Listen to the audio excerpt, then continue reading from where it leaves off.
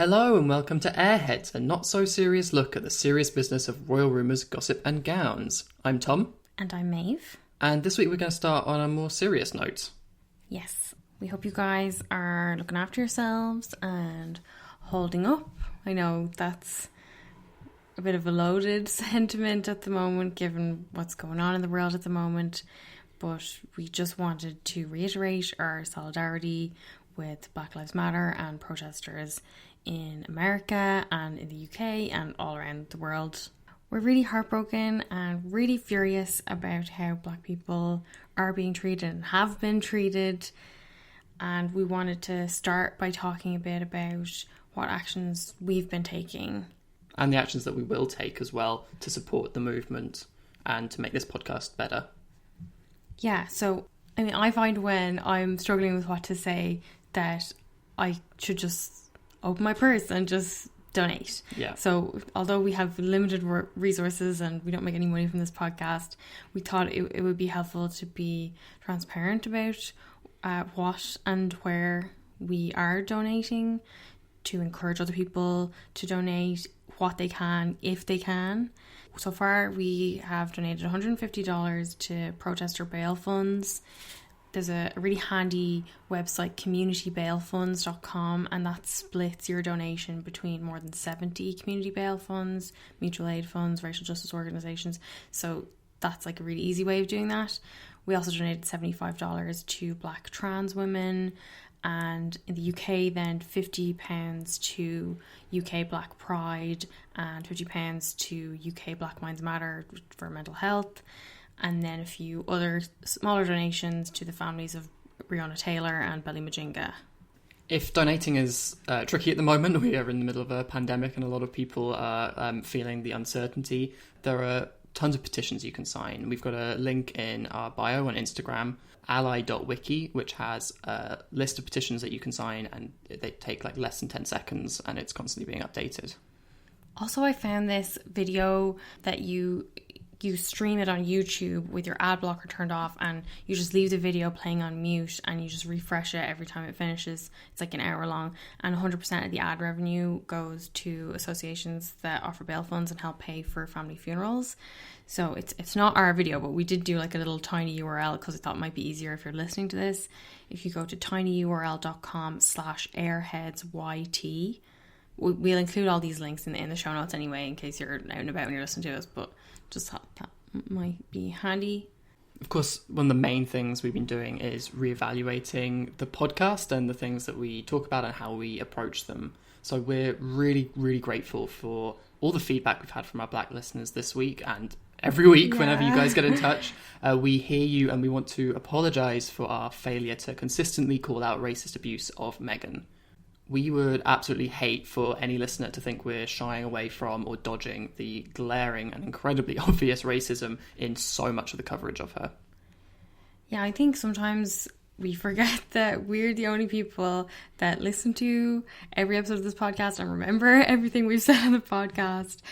And that just because we talked about something once, or we called out something once, a few months ago on an episode, that doesn't mean that we can just ignore it if it comes up again. And the racism of the criticisms that are so often levelled at Meghan bears repeating, and I feel really sorry that we let our listeners down in failing to repeat that often enough. We do occasionally cut segments where we talk about it. Yeah, I feel like sometimes I get worried that we sound repetitive and that our episodes are running long and that we've said it already.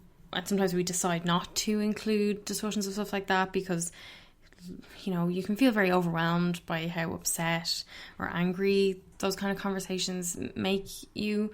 But obviously we realise that option is only available to us as white people, and that it's not available to our Black listeners. And we need to pay more attention to the distinction between the intent behind our choices and the impact of those choices. Yeah, absolutely. Some listeners have also asked us why we continue to talk about stories written by reporters who have made racist comments about Meghan, or that were published by outlets that have published racist reports about Meghan. And this is something that we've been kind of talking about this week and trying to grapple with. Yeah, I mean, we've said it before that our interest in doing this podcast was to talk about the monarchy. We are royal skeptics, and that was where our interest came from. We are also big Meghan fans. Yeah. And we've talked about that as well, but we didn't want to do a Meghan Markle fan podcast.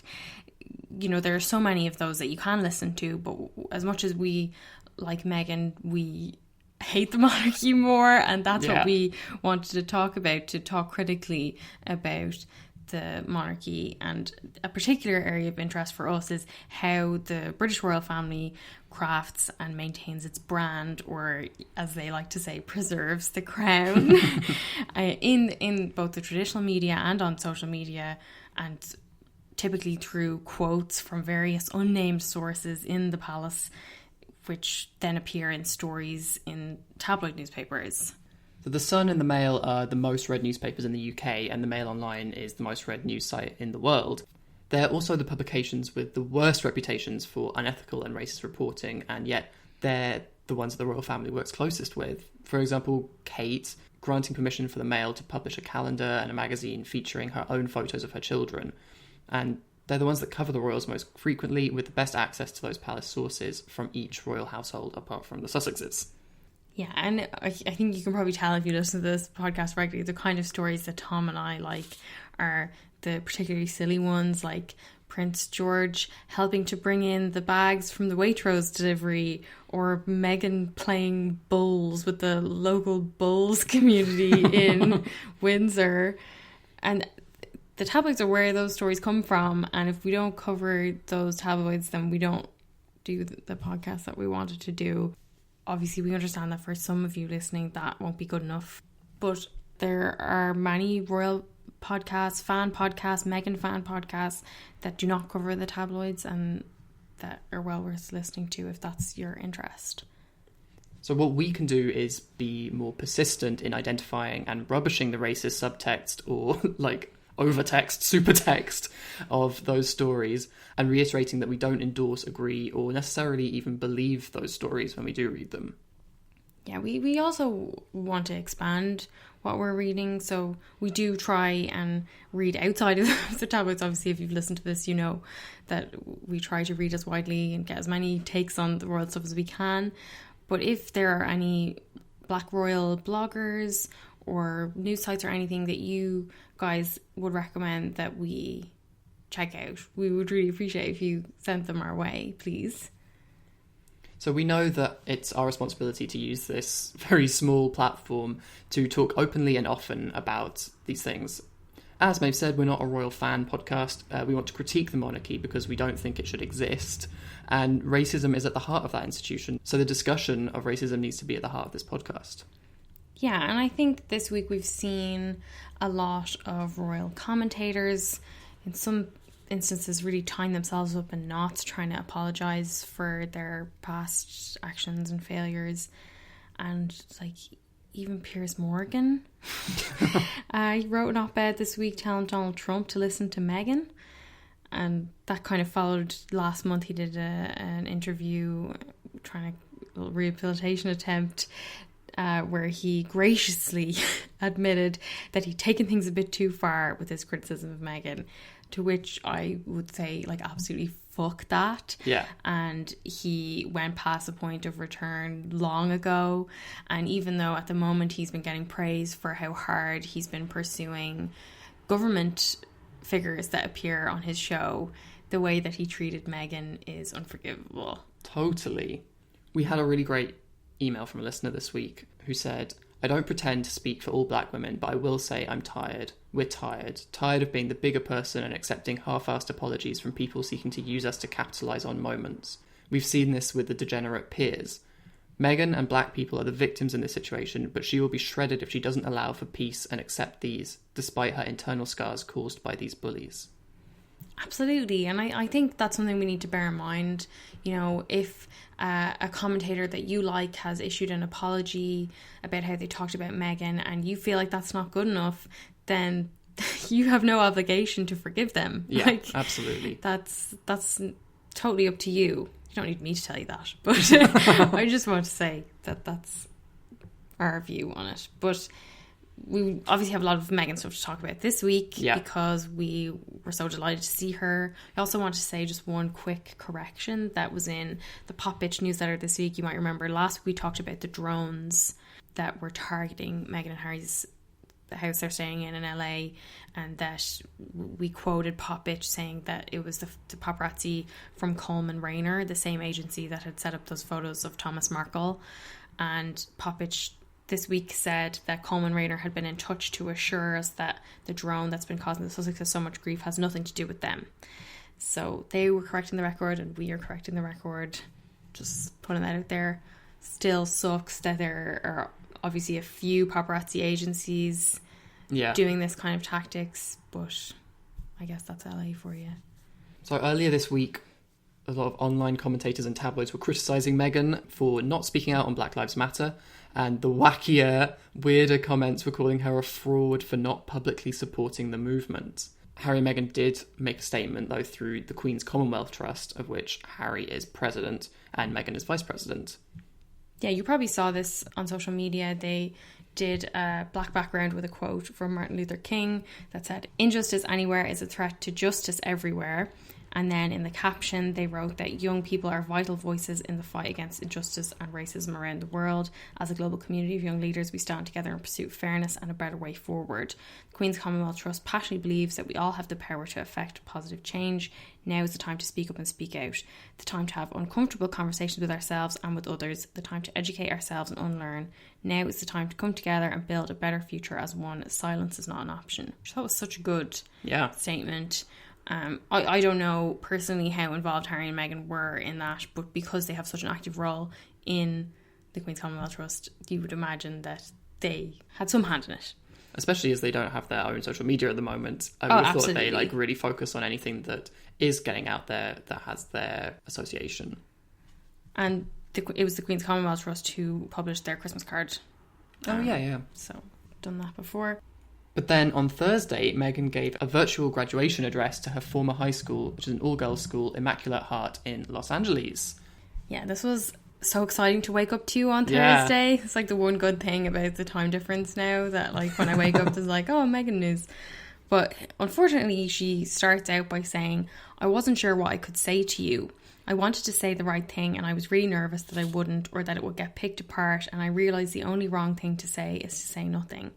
It just made me so sad that, you know, she already is anticipating how her words and actions will be picked apart and criticised and has to second guess herself in that way. Like, it's just so upsetting that a very wealthy, a beautiful, cisgender, royal woman with a fucking title feels nervous about speaking out. Like, what hope do other people who don't have that privilege have in speaking out? And the speech is like classic Meghan. It's no notes. It comes from the heart, you can tell. And she's so passionate. She refers to her own experience. She brings it back to her community and communities in general and love. And it's made so much more powerful even by the fact that she's like straight to camera. I know. It's like she's speaking directly to you. Yeah. And I really like that she doesn't shy away from addressing the violence directly, and she says the names of George Floyd, Breonna Taylor, Philando Castile, Tamir Rice, Stephon Clark. You know, it would be easy for her to talk about it more ambiguously in a way that might be more palatable to her critics. Yeah. But I love that she didn't do that. She talks a lot about her own memories of the LA riots when she was kind of 11, 12 years old. And it really underscores how much that trauma stays with you. So throughout your life from childhood, and that you can be re-traumatized with each new act that you see, all these senseless acts of racism that we see over the last 2 weeks, but also much broader than that. And so that's how she describes the beating of Rodney King, as a senseless act of racism. Yeah, I loved how strong her words were. And she talked as well, obviously, because she was speaking to students and to her old school. She talked about some of the lessons she learned at that school. She cited one of her teachers, Miss Polia, who said to her, "Always remember to put others' needs above your own fears." And she said, "That has stuck with me throughout my entire life, and I've thought about it more in the last week than ever before." I really feel like, looking back on stuff we've seen Megan do and know about Megan, that we can see how she would be repeating that mantra to herself. Yeah. And I thought at that moment as well, I think there's a few moments in it where she tears up or appears to be kind of fighting back tears. And I think a lot of it is to do with like thinking back to when she was a kid and getting this advice from teachers and seeing actually how little progress has been made. Like she talks about her hopes for the world that she would bring her kids into. And here she is, she has Archie, and, you know, things are as bad as ever. Yeah, and I liked, though, that, like, even though it would be easy to feel hopeless in that kind of situation, that she speaks to the girls at the school, and it really, like, has, like, a call to action, and she says that they're going to use all the skills to rebuild. And she says, now you get to be part of rebuilding. And I know sometimes people say, how many times do we need to rebuild? Well, you know what? We are going to rebuild and rebuild and rebuild until it is rebuilt. Because when the foundation is broken, so are we. Oh, that was such a good line. Yeah. If we're not going to do quote of the week and stuff today, but if we were, that would be my quote of the week. She said to the students as well, she was urging them to vote.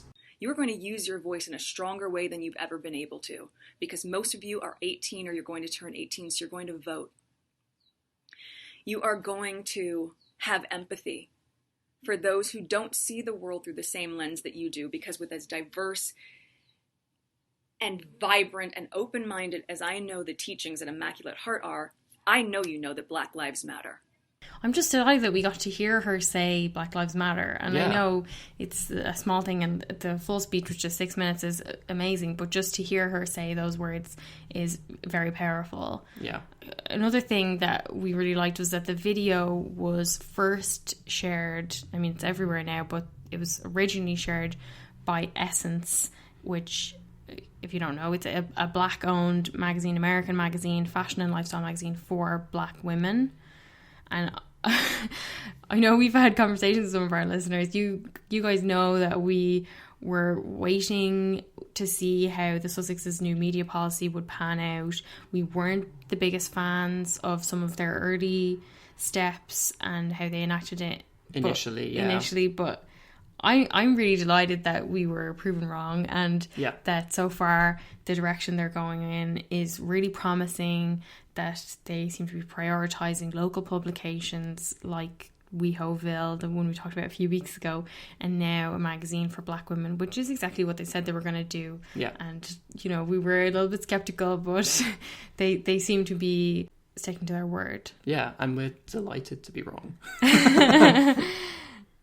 We got a little bit more detail in a statement that a spokesperson for the Sussexes put out. They said, "This is something that is incredibly personal to Megan, especially given everything she has experienced. And as a couple, it is of course very important. They're both feeling it just like the rest of us. She felt compelled to directly address and speak to these young women about what's happening in this country right now around the killing of George Floyd, as well as what's been happening over many, many years and many, many generations to countless other Black Americans." They also said, "Harry and Meghan have been having private conversations with community leaders and people at every level, as well as friends and family, about this issue since the start of recent events. By speaking to as many people and organisations as possible, it has been a way for them to feel connected to everything that's going on and learn more about the issues surrounding it." I thought that last bit was really interesting, that they are trying to get more involved on a community level, and also that they're talking to family members. Yeah, the family members line is really, really interesting, I think. What does that conversation sound like? Fucking awkward is what it sounds like. Can you imagine them talking to, like, Philip about this? I mean, awkward for the royals. Yeah, of course, yeah. But of course, you know, everyone was criticising them for not speaking out, so everyone must be delighted now, and everyone's moved on and got no problems. Is that what happened? You've been doing this long enough. You know how it works. Like clockwork, Meghan was criticised for speaking out. Some of the criticisms: she was accused of performing or acting wokeness,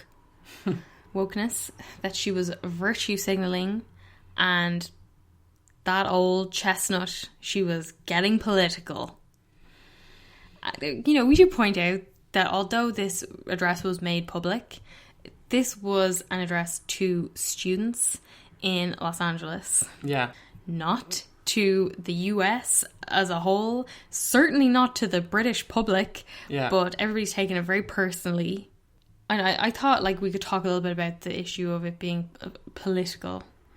Because we were talking this week about whether other royals would speak out about Black Lives Matter. And on Blackout Tuesday, we saw that some of their charities did, like Heads Together and the Prince's Trust. Of course, none of the actual royal households put anything on their Instagrams, but they could have at least perhaps shared those kind of posts on their Instagram stories or retweeted them if they had Twitter. Or like them. If you like it, the fans are going to figure it out and you're going to get a headline, Kate and Will support Black Lives Matter, whatever. Because, you know, last week, the documentary that Will did for the BBC that we didn't bother to watch, Kensington Palace were retweeting Heads Together's posts about the documentary. So it's not something that is unprecedented for them, that they have done it before and that they could have easily done it in this instance. It would have been nothing to them. But presumably they were aware, they must have been aware, please let them have been aware on some level, that if they start talking about racism, they realise they have to get their own house in order. Yeah, it would have blown up in their faces, but that's not really an excuse not to do it. Oh no, of course not. I just feel like that was the conversation that happened behind closed doors. Yeah, and on the note of it being too political, we saw the royal experts weighing in. Dickie Arbiter, who we've talked about before, former press secretary for the Queen, was asked by Newsweek whether Meghan could have made a speech like this if she was still a working royal. He said it would have been pretty impossible. Had Meghan and Harry still been in the UK and working members of the royal family, that speech couldn't have happened. I'm talking about the whole speech, end of. It's highly politicised because of the very nature of what it is. I don't think the Queen has to say anything. It is a social issue for the United States and it is not for a head of state to voice an opinion, whether the Queen or the President of France or whoever. Fuck that. Fuck that. Hard disagree on all of this. Like, what is it about Black lives that is suddenly political? What part of police shouldn't murder Black people is political? And also this idea that, that's an issue for the United States. That is just willful ignorance. I saw a writer I really like, Bolu Babalola, on Twitter. Her handle is bbabs. She's just an excellent follow on Twitter, but mainly tweets about like rom-coms and stuff, not just social justice things. But she did a really good thread about the concept of racial gaslighting in Britain, and she said Britain is so effective at racial gaslighting because its culture is one of this disingenuous veneer of civility and what non-Brits see as politeness. What it often is a sanitizing of real emotion under the guise of being calm and collected. So when you say something is racist, they will say that you're overreacting or exaggerating, or you may be misheard and that they didn't mean it that way. They pretend things away. English culture is to repress. Now, broaden that out to history, they will say colonialism is just proof of an industrious, enterprising nation. Come on now. I mean, it rings so true. This is exactly the kind of stuff that we've heard when people have called out the abuse of Meghan as being racist. And like, even when I say it to other white people and they will say, like, I think you're overreacting a little bit. I think that the point she brings up about colonialism, I think we need to talk about the fact that this shouldn't be a political issue. This should be a no-brainer for the royal family, given their role in the Commonwealth, something that we're told over and over again that the Queen is said to be particularly proud of. It's a jewel in the crown. Exactly, Tom. But you wouldn't fucking know it from the monarchy's contempt for Black people of the Commonwealth. For those of you who might be unclear as to what the Commonwealth is, so there's 54 countries in it, and almost all of them were formerly under British rule. And Afua Hirsch describes it, the Commonwealth is a vessel of former colonies with the former imperial master at its helm, or as I like to call it, Empire 2.0. Like, this is absolutely true. I do think it's interesting when, you know, there was all that conversation about whether Charles would make the cut to be the next head of the Commonwealth after the Queen. Oh, yeah. As if there was anybody else up for the job. But the population of the Commonwealth is majority Black.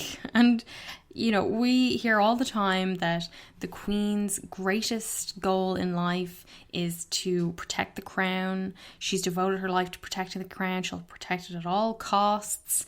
as will her descendants, as that is what they were born to do.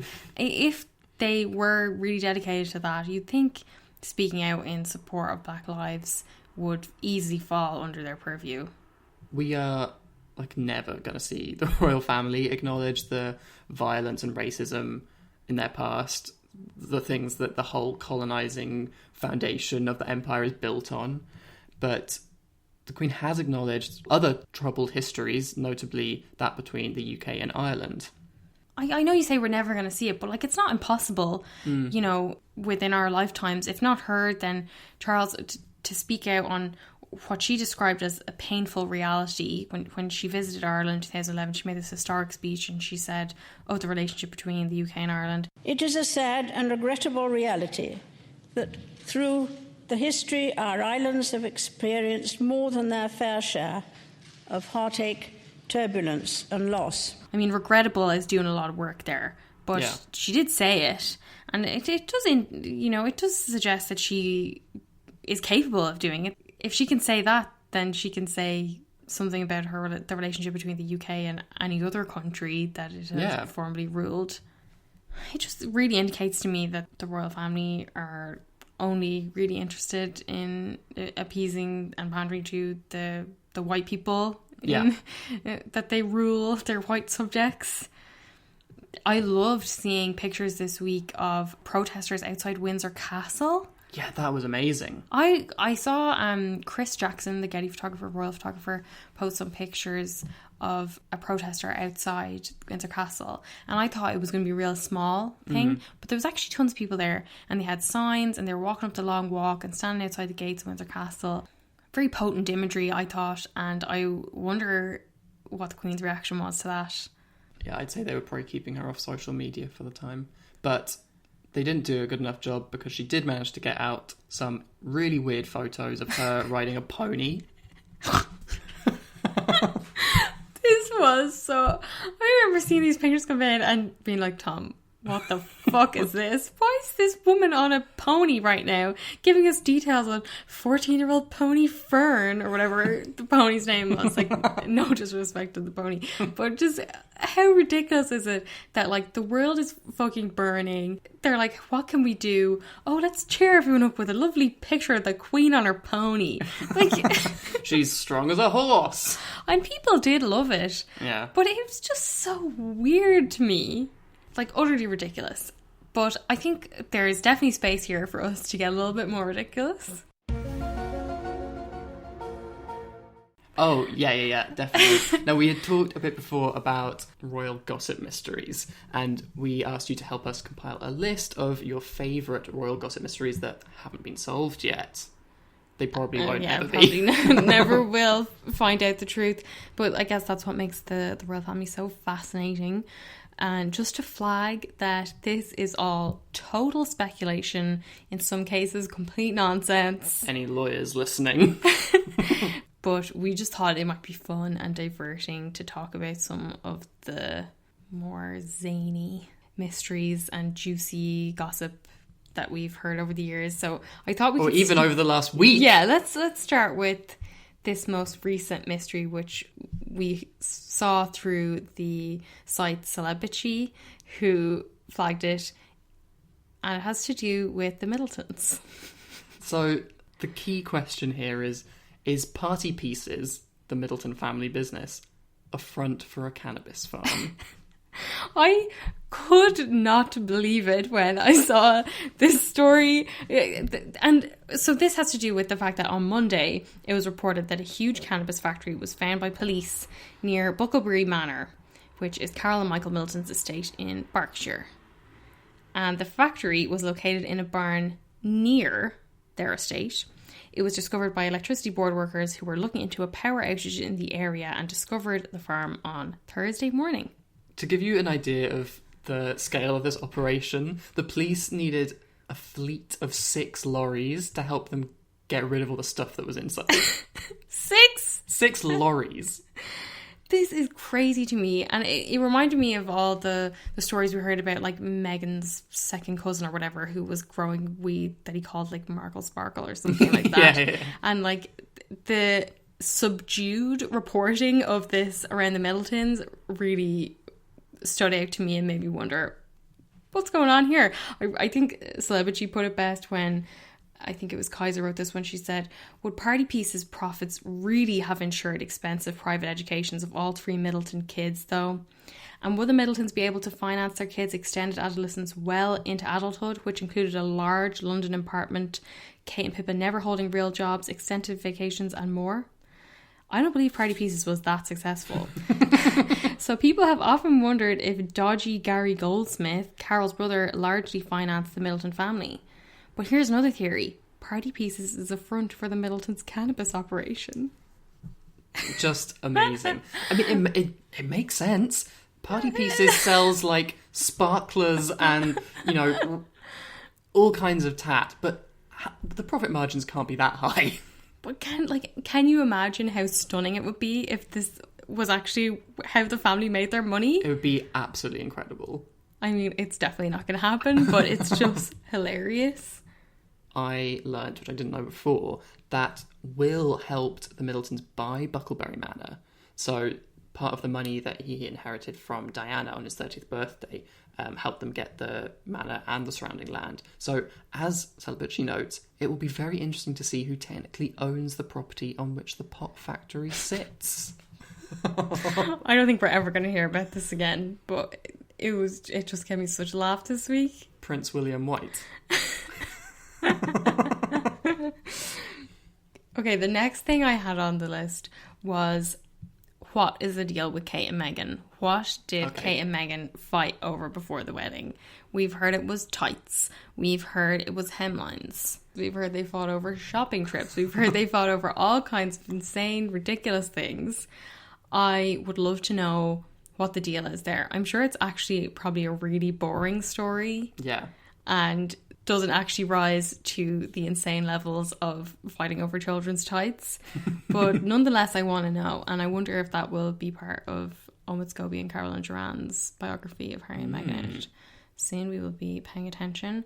Also, speaking of fighting and the wedding, the story about the fucking tiara wars between the Queen and Meghan, and this idea, did the Queen ban Meghan from wearing the tiara she wanted? Such a stupid story. Like, such a ridiculously royal thing to fight about. Like, in no other universe would you have a fight over a tiara. It is like, it's like something that you would make up as a parody. The next one we have on the list was to do with Andrew. Like, where does he get his money from? I mean, there's so much stuff we want to know about Andrew. We want to know what was going on with him and Epstein, what was going on with him and Fergie's money, what was going on with him and Ghislaine, what did he actually do or not do with Virginia Roberts, all that stuff. I mean, I feel like a lot of people have made their minds up about that already, but I still think there's a lot of outstanding questions, and particularly in relation to his finances. We talked about this a good bit in recent episodes, but what was going on with that chalet? Yeah. Why did they suddenly think they could afford an £18 million chalet? And in relation, how did Epstein die? I think even calling that a royal mystery means we have to say that it's total speculation. Oh, of course. This is just my tinfoil hat catches on fire and I'm like, oh, Queen. On a less inflammatory note, I'm still very interested in the People magazine story and the 5 of Meghan's friends who spoke to People magazine, and did Meghan approve her friends speaking to People magazine? That's something she has denied. Yeah. And I am not convinced.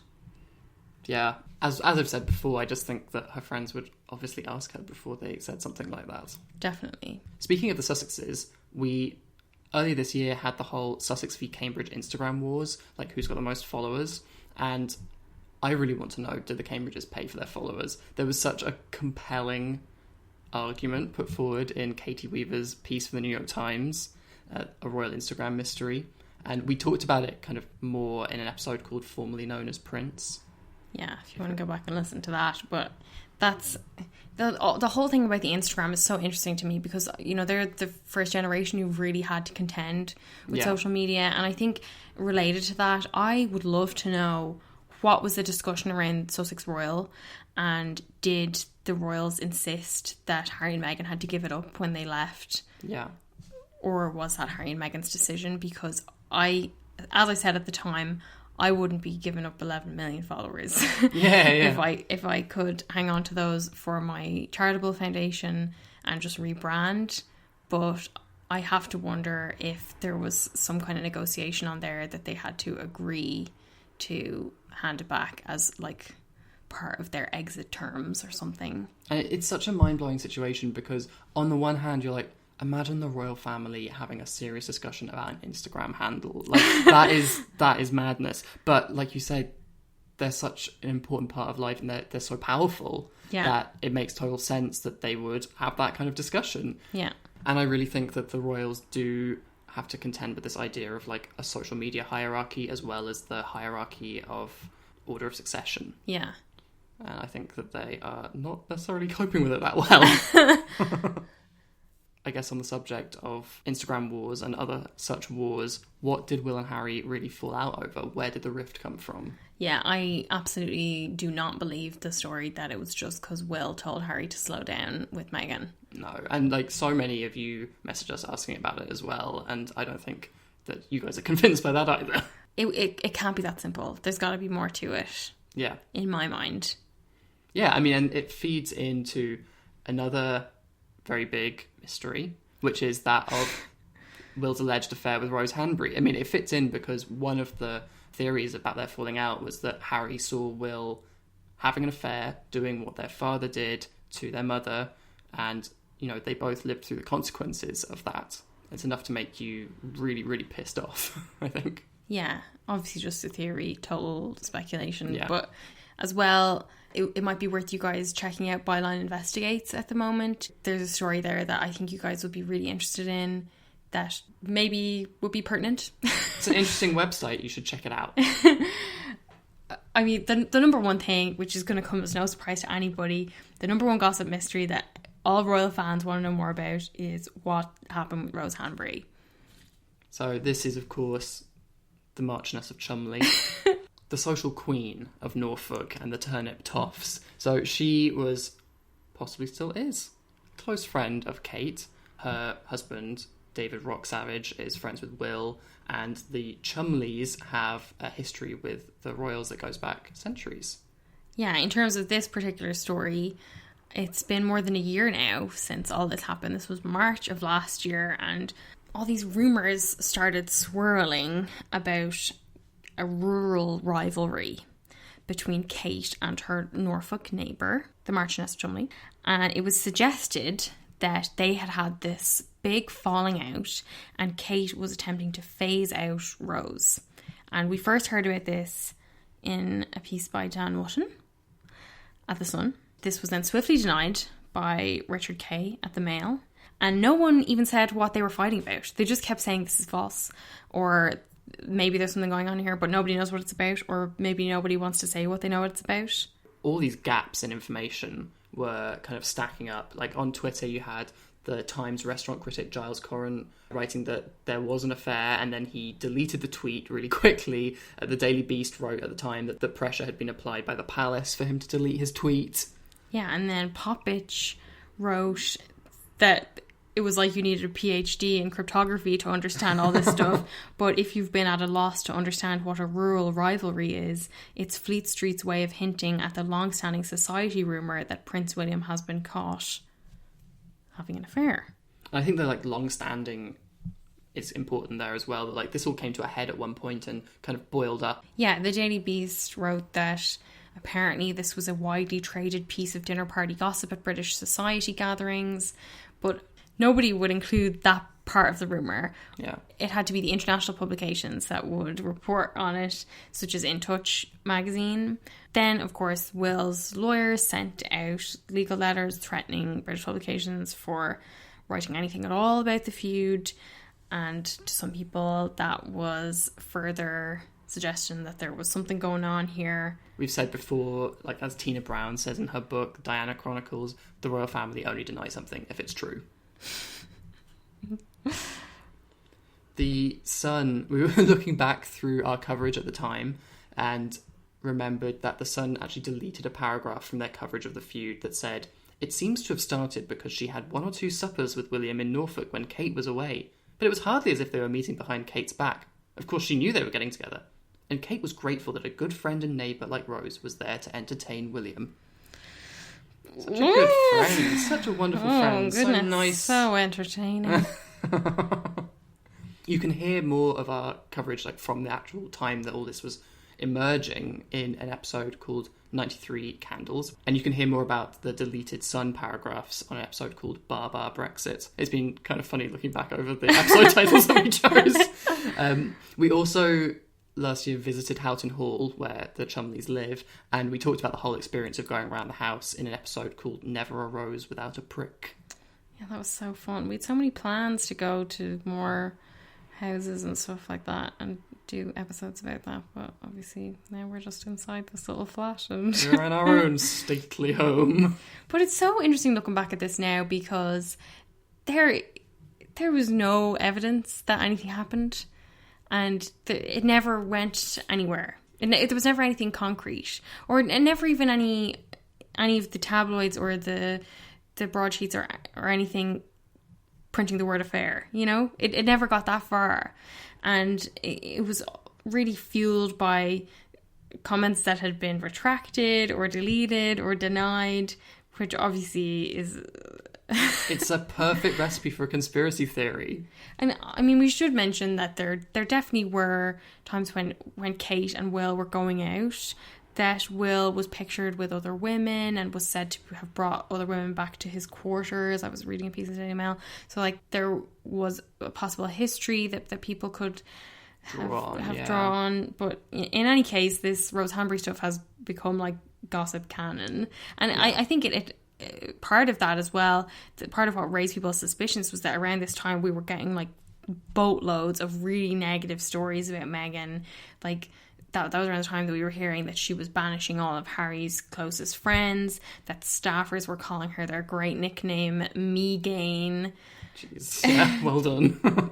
That the Queen had assigned one of her most trusted aides to keep an eye on ambitious Meghan, and one that we thought was particularly ridiculous, that Meghan was trying to go head to head with Kate at the Chelsea Flower Show and have her own charity garden that would overshadow Kate's garden, although then it came out that Meghan had no involvement in designing a garden at all, and Kate's gardens ruled the year. And actually what they were doing was just shitting on this charity's garden.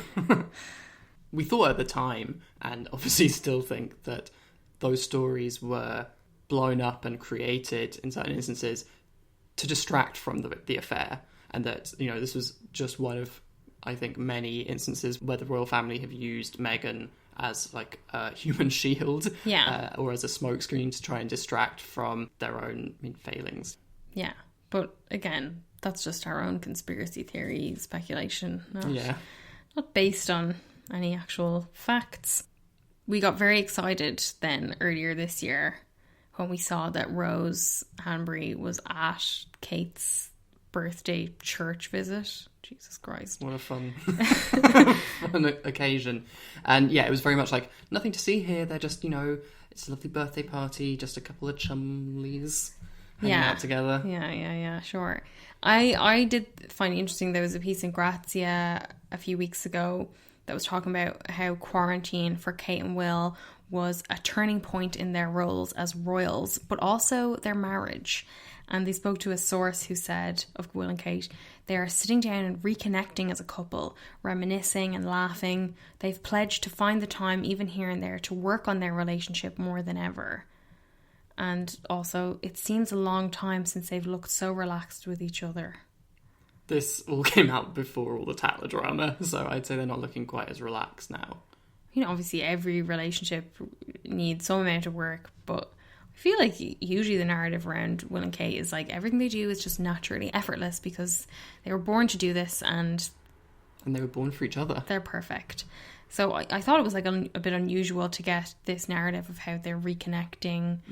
Why do they need to reconnect? What was wrong in the first place? What had severed the connection?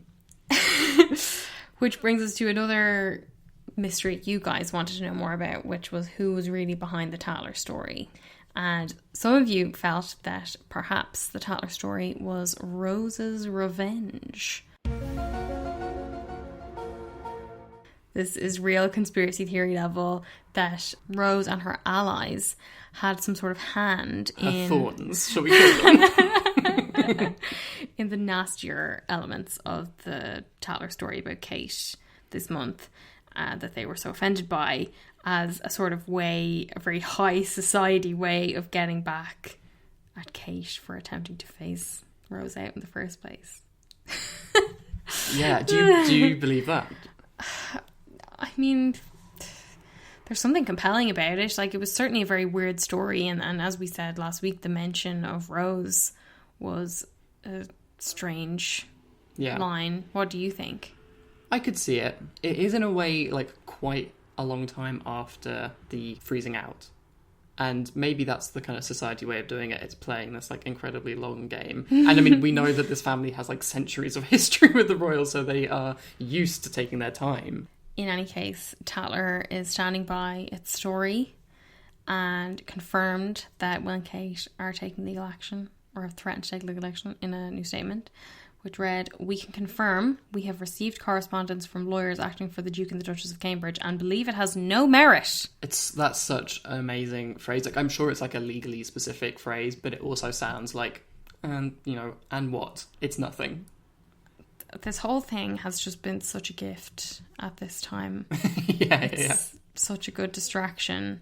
I was interested to see, I mean, it would be nowhere near the kind of criticism that Meghan would get if the situation was flipped, but the Cambridges received some negative press on it. Yeah, the Times ran a column from Libby Purvis describing their legal plans, the Cambridges' legal plans, as plain horrifying. She said it portends decades of time wasting, lawyer feeding, utterly pointless, meretricious and nationally depressing nonsense. That's incredible, because that is like a Dickensian story of like the evils of the legal machine that just like chew people up and it only exists to feed itself. It's like incredible and amazing to have that apply to the Cambridges. Yeah, she went on, "The Tatler story is rubbishy, forgettable and unkind, but for the subjects to take legal action is unprecedented, undignified and unnecessary." She said instead they should rise above it like the Queen. They didn't rise above it though. No, as we all heard this week, Kate feels hurt, upset and betrayed by the piece, mainly because of her friendship with Tatler editor Richard Dennon. There was a wild claim in The Sun this week that palace courtiers are reportedly blaming Meghan for the Tatler story. I mean, fucking hell, of course they are. And let's see if you can keep track of this. So the reason why they think this is because Meghan's friend, Jessica Mulroney, his sister-in-law, Vanessa Mulroney, used to work at Tatler and is reportedly friends with the writer of the piece, Anna Pasternak. So... is that more than 6 degrees of separation? Like, and the headline was like, "Oh, close ties to Meghan." This is not close. That is not... I mean, it's not going to stop them, but they should be very careful bringing Meghan into this, because Kate has one bad piece about her and they're taking legal action. How many pieces did Meghan have to endure before they, finally stood up for themselves because nobody else in the family was going to issue anything? They did take care to note that there was no suggestion that Meghan had personally briefed Anna Pasternak for the piece. So what the fuck is the point in bringing her up in the first place? Obviously, one of the big things in that Tatler piece that caused a lot of upset was how they portrayed Carol Middleton. And she is the subject of our next gossip mystery. I know. This is one of the most thorny and long-standing mysteries in relation to the young royals, which is that Carol Middleton schemed for Kate to snag Will and essentially gate crash the monarchy like England's answer to Kris Jenner. Carol the momager. Kim, you're doing amazing, push this knee out. I was hearing about this before I had any interest in following the royals as closely as we do now, because I feel like that was kind of a popular narrative around the time that Kate was waiting for her proposal. Yeah. In tabloid parlance. And even since then, this idea that Carol has stage managed Kate's relationship and marriage to Will, that she is the third person in their marriage, that she basically moved in after Kate had her babies. And I was reading this Daily Mail piece that said she would make Will cheese on toast to eat in front of the TV and choose his ties for him. Fucking hell. I heard actually that she would cut up the cheese on toast as well, so that he didn't have to do it himself. I'm just imagining him sitting on the couch in his suit and tie, like watching Downton Abbey, and her bringing in the cheese on toast for him to eat. And we've talked before about our favourite detail, that she reportedly had a picture of Prince William as the wallpaper on her phone, which blows my mind every time I think about it. But let's get into the actual theory. Okay, so the theory is that Carol plotted Kate's entry to St Andrews University at the same time as Will, and bankrolled Kate's leisurely lifestyle and ensured she kept her record clean for 9 years while she was waiting for that long-coming proposal, and then that she put pressure on Will to propose in a secret summit at Christmas in 2009. I know, and that isn't to say like that we think Kate is just a passive participant in her own life. If this theory were true, I don't think Carol would be forcing Kate to do anything that she didn't want to do anyway. Yeah. Like, I just personally, I get strong Mrs. Bennet vibes off Carol, and I mean, more Mrs. Bennet than Kris Jenner, but I do feel like Kris would be proud of how successfully Carol played her part in Kate's ascension to royalty. I agree with you. I don't think it's a case of Carol sitting Kate down at a young age and saying, I want you to marry Prince William. It's more a situation of her seeing the alleged poster of Prince William on Kate's wall and thinking, I'm going to make this happen. So the points that people mention in relation to this theory is that Kate had already accepted a place at the University of Edinburgh, which has one of the best art history courses in the UK, and she went to study history or art. So she'd already accepted this place when it was announced that Will would be going to St Andrews to do history of art.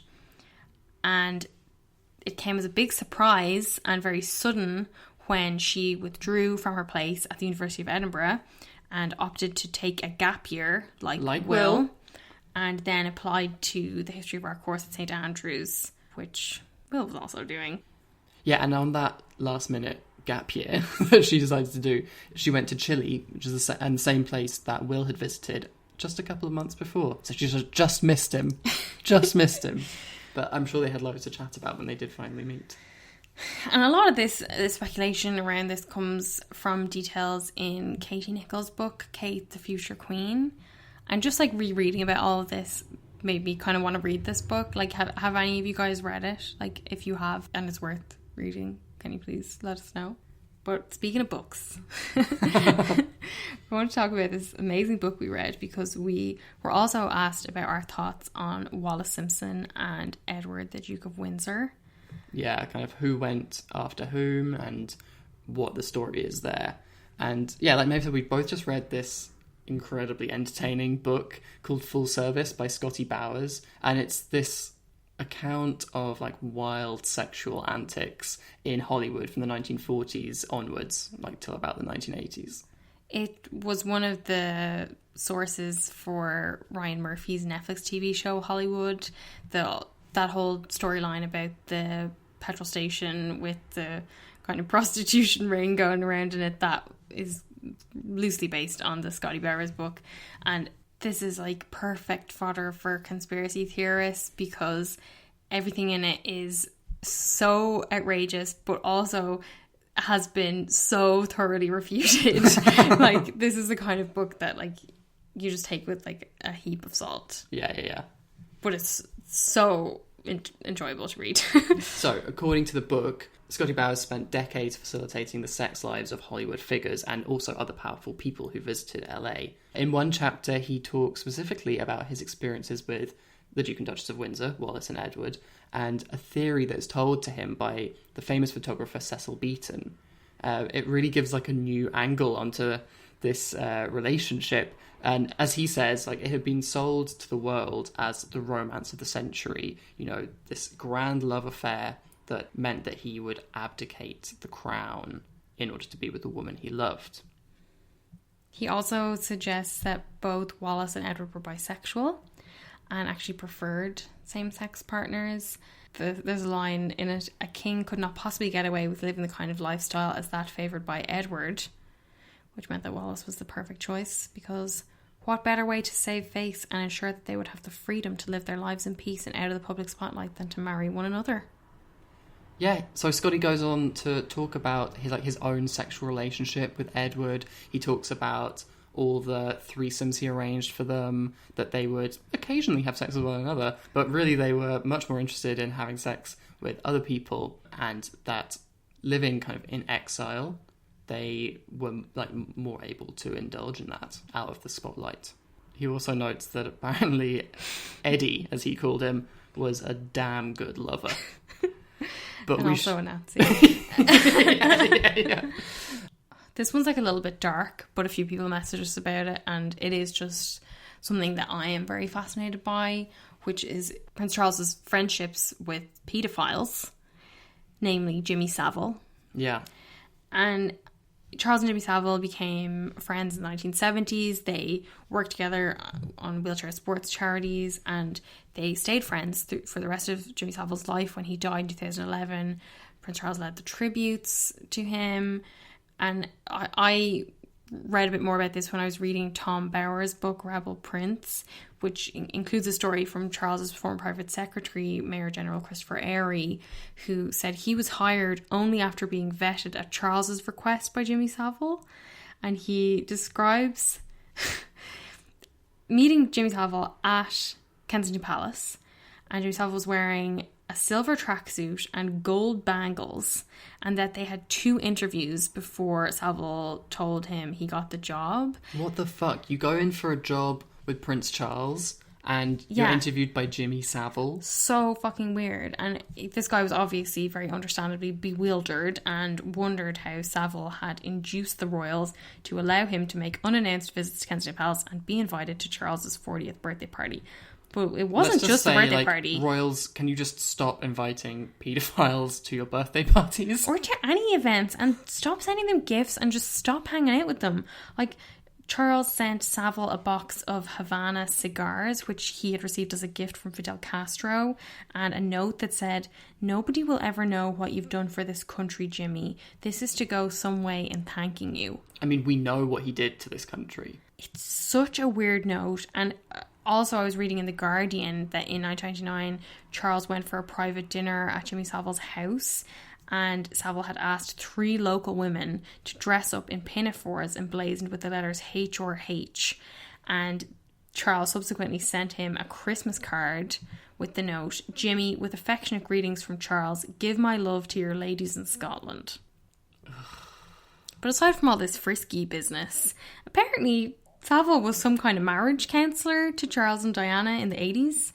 This is a claim Clarence House has denied, but that has been widely reported in reputable publications. I mean, you can see what a good marriage counsellor he must have been. Fucking hell. Charles also reportedly asked Jimmy Savile to help keep Fergie out of trouble when she was separated from Andrew. Something that Diana was actually recorded saying on the famous Squidgygate tape, in which she also describes Savile as a sort of mentor to Charles. God, it really does pick him. A senior aide told the Mail the prince did receive letters from the public complaining about Savile, but the writers were dismissed by him as jealous or mad. I can just imagine him, disregarding other people saying that to him. Yeah.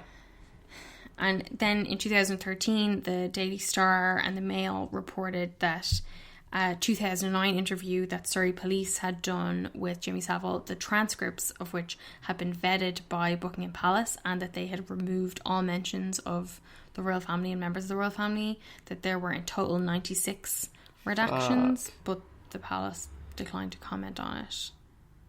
And all of this has come up again largely because of Anonymous, who floated this totally wild claim that Diana was some kind of detective Nancy Drew visiting hospitals and care homes Jimmy Savile was preying on at all hours of the night, consoled Elm Guesthouse victims and recorded palace rape victim testimony, they said in a tweet. And they suggested as well that the royals, i.e. Prince Philip had ordered her assassination in order to protect the monarchy. I feel like the Queen killed Diana is probably the number one conspiracy theory ever. Yeah. In the UK, and certainly with the royal family. And I think that the idea that, Diana died because she was trying to bring down the monarchy is like, that's something I heard my parents say when I was a kid, like at the time that she died. Yeah.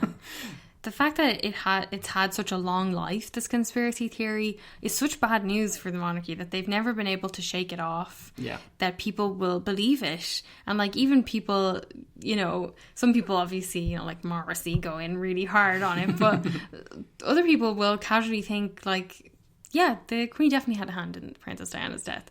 That it's become such a part of gossip canon. But the other very ill-judged friendship that Prince Charles had was with the Bishop Peter Ball.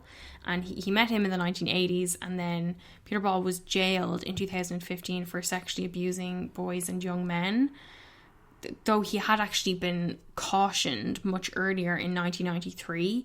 And Charles would later say that he didn't understand the meaning of a police caution, that he never fucking thought to ask any of his advisors what it meant.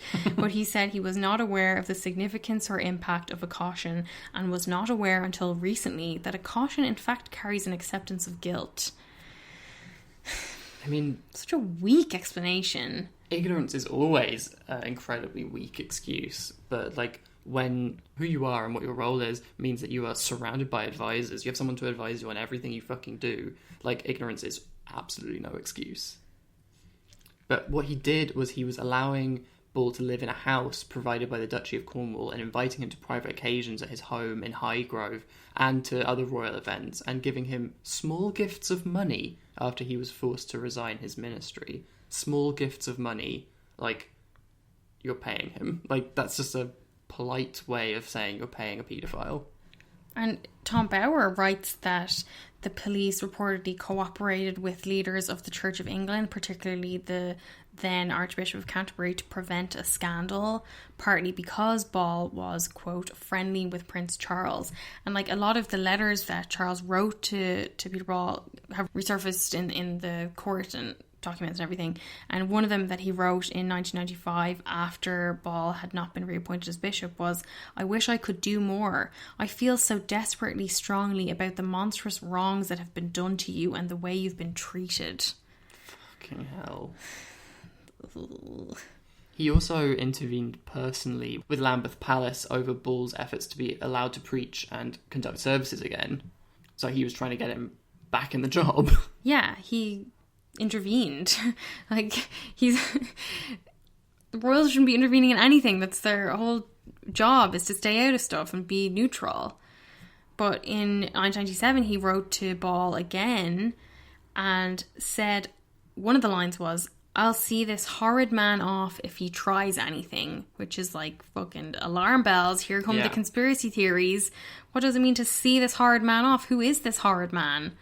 He was asked in court in 2018 whom he was referring to when he said this horrid man, and Charles said he couldn't remember 20 years later, but that it was probably one of Ball's critics, though some people believe that he was talking about Ball's first accuser, Neil Todd, but that's, again, speculation.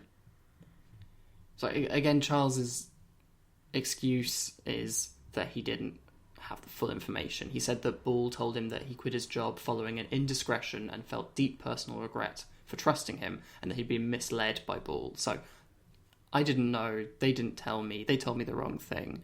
I mean, it's not 100 miles away from what Andrew has said. Yeah. Like he this line sounds like Andrew was taking notes. Charles claimed he maintained a correspondence with Ball because it was the polite thing to do. Which is, so Andrew. And I remember when we've been talking about Andrew, there was one point where we kind of commended Charles for like being the one who was supposedly going to be having a really stern talking to Andrew, and that he wanted him out, and that he wanted, when you then see this kind of stuff and you realise there's another fucking hypocrite in this family. Yeah, it has nothing to do with his moral compass and everything to do with his personal relationship with his brother, and that he doesn't like his brother, allegedly, rather than he feels so strongly about Andrew's poor judgment. And I thought it was really interesting that last year there was a report by the Independent Inquiry into Child Sexual Abuse about Charles's role in all this, and it concluded the actions of His Royal Highness the Prince of Wales were misguided. His actions and those of his staff could have been interpreted as expressions of support for Peter Ball, and as a result of the Prince of Wales's future role within the Church, had the potential to influence the actions of the Church of England. Which is so serious. Absolutely. And it also said that Charles's correspondence was suggestive of cordiality rather than mere politeness. Is that like one of the most British distinctions you've ever heard? Like, I think you'll find that was more cordial than polite. I know, but that must have cut him deep. Yeah. In any case, nobody talks about that anymore. Well, there's another gossip mystery that is incredibly persistent, one that absolutely won't die, and that you guys, a lot of you, brought up. And that is whether James Hewitt is Harry's real father. Yeah, the idea that Charles is not Harry's real father is one that you hear a lot. Mm-hmm. And we talked a little bit about this last week, actually. James Hewitt, the affair that he had with Diana was first revealed by Anna Pasternak, the Tatler journalist, who wrote a book called Princess in Love, and revealed that Hewitt, an ex-cavalry officer, had had an affair with Diana for over 5 years while she was still married to Charles. And Diana herself went on and confirmed this affair in her Panorama interview in 1995. But she was very clear that the affair ran from 1986 to 1991, and Harry was born in 1984, so that predates the affair, which Hewitt himself said in 2002, and then again a few years ago in 2017. Yeah, and it was confirmed by Diana's police bodyguard from the time as well. He issued a statement in 2002 that said the same thing as Hewitt. So if they hadn't even met, why is this conspiracy theory so persistent, and why do people still talk about it, and why do people still believe it? It's Harry's hair. Yeah, it all comes back to Harry's hair. Yeah, that's the main thing, because Hewitt has red hair, Harry has red hair, and they have like a slight physical resemblance, I think. It was more when Harry was younger. Yeah. Harry looks a little bit more like Charles now, I think. But when he was younger, you could definitely see it a bit more. And I feel like people were only too happy to pick that up. Well, I was only too happy to read a piece in the Daily Star who had a hair expert to really get to the root of the problem. Oh, I like that you put hair expert in caps.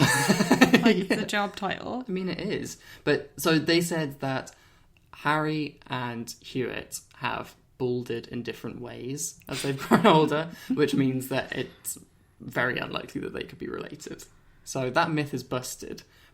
But people love to talk about it still because it's a great way of sticking it to Charles. Like, if you were aware of everything that was going on with Diana, if you're a big Diana fan, you saw how Charles and the rest of the royal family treated her. Like, what better way to really stick it to Charles than by saying that one of his kids isn't his?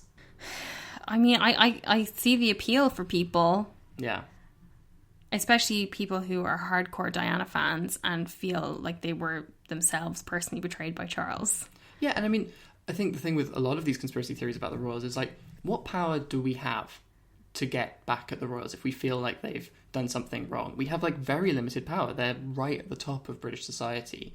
So conspiracy theories are a way for us to get even, a way for us to get your own back.